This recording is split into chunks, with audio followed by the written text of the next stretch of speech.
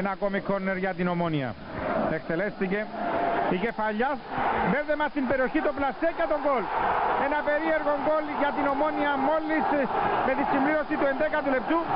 Εκτελέστηκε το κόρνερ, η μπάλα γύρισε στην περιοχή. Κύλησε ανάμεσα σε ποδοσφαιριστές της Ανόρθωσης και της Ομόνιας. Τελικά ένα πόδι από πολύ κοντά την έσπρωξε στα δίκτυα. Ο Νίκος Παναγιώτου δεν μπόρεσε να αντιδράσει. Η Ομόνια λοιπόν παίρνει νωρίς προβάδισμα με 1-0. Ράουφμαν βγαίνει γρήγορα στην αντεπίθεση. Φεύγει ο Μαλέκος. Ράουφμαν βρίσκει τον Μαλέκο, ο οποίος δεν είναι σε θέση offside, όμως έχει φύγει στα πλάγια. Βρίσκει εκεί ο Μιχαήλοβιτς, σέντρα από τον Μαλέκο και τελικά έχουμε το αυτόν γκολ. Το 2-0, εκεί ήταν η παρέμβαση από τον Ιωσιφίδη. Στη σέντρα του Μαλέκου για τον Μιχαήλοβιτς, ο Ιωσιφίδης έκανε την παρέμβαση. Έστειλε την μπάλα εκεί όπου δεν βρισκόταν ο Παναγιώτου. Το 2-0 για την Ομόνια στο 31ο λεπτό.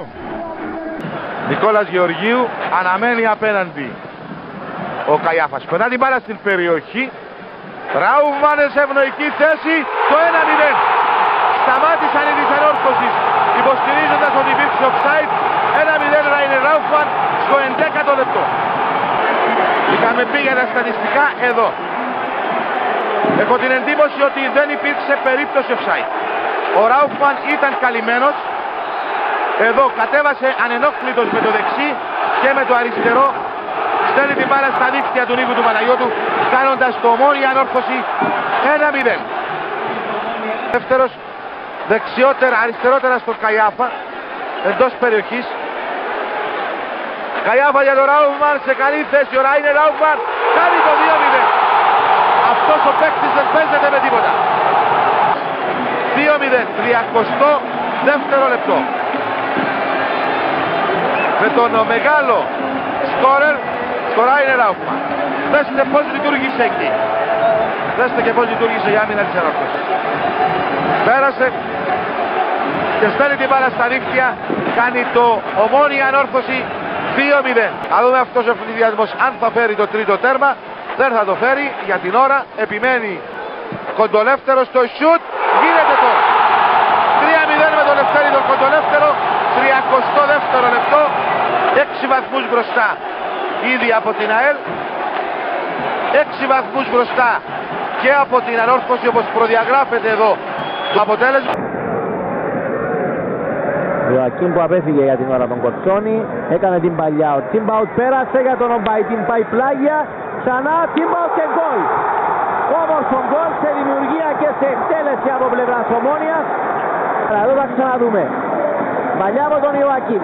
Ο Τιμπάουτ πέρασε για τον αμαρκάριστο Ομπαϊτίν που πήγε πλάγια, ξαναγύρισε, έμεινε αμαρκάριστος τώρα ο Ομπαϊτίν. Έκανε το σούτ εκεί που πήγε μπάλα, ο Νίκος Παναγιώτου ήταν αδύνατο να αντιδράσει.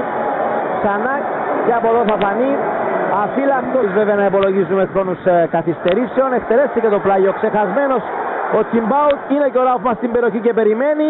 Δέχεται την μπάλα, ευκαιρία κλασική και το 2-0 από τον Άκη Ιωακίμ που πέρασε εκεί και τον Νίκο Παναγιώτου. Εδώ από το πλάγιο, δεν υπάρχει offside από το πλάγιο. Ο Τιμπάουτ κέρδισε, περίμενε ο Ράουφμαν που πέρασε για τον Ιωακίμ που ερχόταν, με εξαιρετικό τρόπο απέφυγε και τον Νίκο Παναγιώτου και μόνος εκεί με κενή ευθεία. Δεν είχε βέβαια κανένα απολύτως πρόβλημα να στείλει την μπάλα για δεύτερη φορά στα δίκτυα. Η Ομόνια, όπως όλα δείχνουν, ενώ φεύγει και μπροστά η Ομόνια με τον Κοντολεύτερο. Ο Ράουφμαν είναι πίσω, ξεμαρκάριστος, αποδέχτης της μπάλας, το 1-0. Μας ακούσατε να τοποθετούμαστε για τη θέση του Ράουφμαν πολύ πριν φτάσει σε αυτόν η μπάλα. Αυτός τον Πούνα. Το λάθος που γίνεται από τον Πανίκο Πούνα δίνει την ευκαιρία στο Ράινερ Ράουφμαν να βγει στην περιοχή και να κάνει το 2-0. Από ένα ολέθριο λάθος του Πανίκου Πούνα. Στο 28ο λεπτό Ράινερ Ράουφμαν δεν συγχωρεί. Μάρκο Ράινερ Ράουφμαν, είναι ο Λιούμπης Ακέκητς απέναντι. Στην αντεπίθεση με καλές προϋποθέσεις γκολ και γίνεται. Προϋποθέσεις γκολ και γίνεται, το 25ο λεπτό το 3-0. Μάρκο Χάπερ, Παλιάδες στο Μιχαήλοβιτς γκολ. 1-0 για την Ομόνια στο 16ο και μισό λεπτό. Βέσκο Μιχαήλοβιτς, ο μεγαλύτερος σε ηλικία ποδοσφαιριστής που αγωνίζεται σήμερα εδώ στο Γάτσιπι, στο 16ο λεπτό στο παιχνίδι. Έφυγε πίσω από την άμυνα της Ανόρθωσης, μόνος με τον Σιμητρά, στέλνει την μπάλα στα δίχτυα, κάνει το 1-0. Είναι το δεύτερο του τέρμα. Είχε σκοράρει ξανά ο Βέσκο Μιχαήλοβιτς στην 16η αγωνιστική. Σκοράρει και σήμερα σε ένα από τα πιο κασκο. Μιχαήλοβιτς βρήκε τον Αλονεύτη. Αλονεύτης, εξαιρετική κίνηση, η παλιά στην περιοχή και το αυτογκόλ. Είναι το αυτογκόλ από τον Χρήστο τον Κοτσόνη. Δέστε την αντίδραση του Χρήστου του Κοτσόνη και του Κόνσλεϊ. Αλονεύτης, δέστε τι έκανε πάλι εκεί ο μικρός. Κοτσόνης ουσιαστικά σκοράρει καθαρά.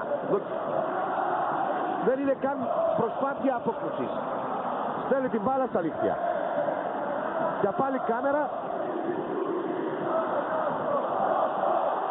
Κόρνερ, η κεφαλιά, η μπάλα στα δίχτυα. 1-0 από τον Πέτρο τον Κοναφή.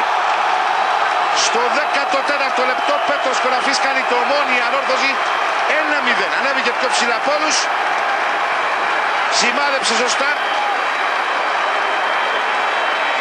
Και έστειλε την μπάλα στα δίχτυα του Αριάν Μπεκιάη. Νάτος εδώ ο Πέτρος ο Κοναφής στο πρώτο του φετινό τέρμα, πιο ψηλά από όλους. Μπεκιάη παρακολουθεί, πέφτει τη στιγμή που η μπάλα βρίσκεται ήδη στα πέναλτι. Ο Μπαλάν αυτή τη φορά θα εκτελέσει. Εκτελεί και κάνει το Ομόνια Ανόρθωση 2-0.